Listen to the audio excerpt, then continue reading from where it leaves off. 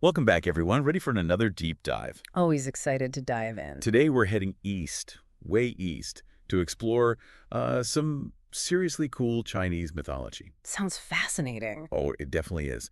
We're looking at a story called Pasted Text. It's all about Leize. Deez. Right, Leize.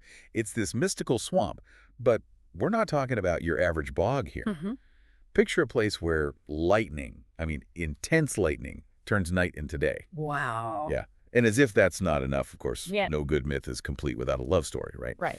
So get ready for the tale of Huaxu, a beautiful maiden and the god of thunder himself. A powerful combination. Absolutely. Yeah. But before we get swept away by the romance, I think it's important to ground ourselves a bit. Good point. So, Sure. what can you tell us about the cultural context here? This myth is clearly more than just a captivating story. Oh, for sure. It gives us a real window into how the ancient Chinese viewed the forces of nature and also, how they saw humanity's place within it all. Okay, so let's picture ourselves back in ancient China. Right. We find ourselves at the edge of Leize, this electrifying swamp, the home of the god of thunder. Now, we've got to ask, what sets this god of thunder apart from, let's say, Zeus or Thor? We've got thunder gods all over the world, right? That's a great question. And you're right, lots of cultures have their own versions.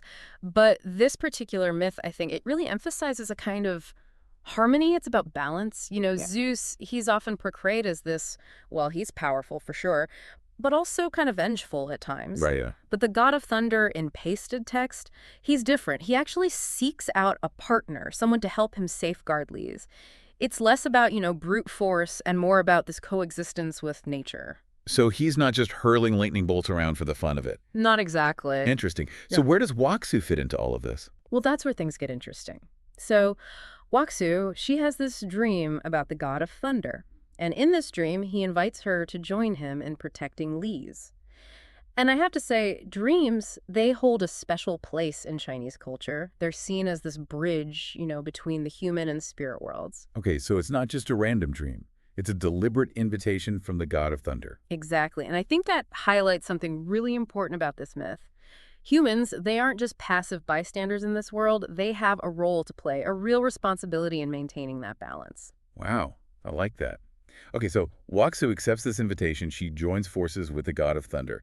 What happens next? So the myth describes them, get this, dancing amidst the clouds during thunderstorms. Wait, dancing? Yeah, dancing. Is that common in Chinese mythology? It seems like more than just a cool visual, right? You're absolutely right. Dance in Chinese culture, especially in their rituals, it often symbolizes this harmonizing of different energies. Think of yin and yang, those opposing forces that come together, right? In this case, I think the dance could symbolize the blending of masculine and feminine power and grace, all working in sync, to maintain that well-being of Leize. I'm trying to picture this. It's like something out of, I don't know, Crouching Tiger, Hidden Dragon. Right. Lightning flashing and these two figures moving in this epic, almost otherworldly dance. It's a pretty powerful image. And that image is really central to the myth's message. How so? Well, think about it. Under their combined protection, Leize changes completely.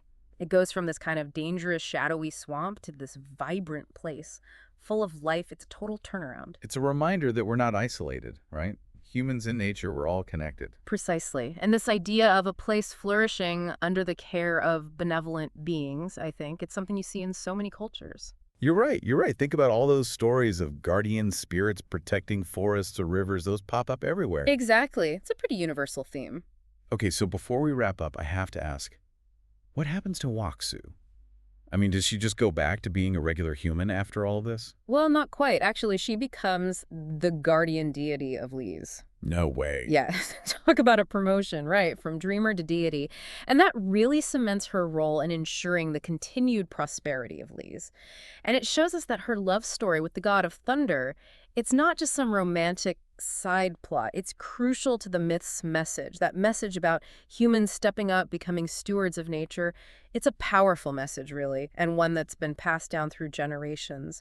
A constant reminder of that, that delicate balance between humans and the natural world. That's incredible. So even today, whenever people see a thunderstorm, they think of Huaxu.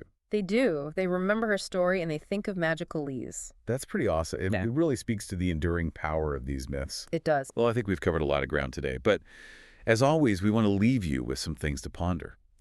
What do you think this myth tells us about how the ancient Chinese viewed our connection to nature?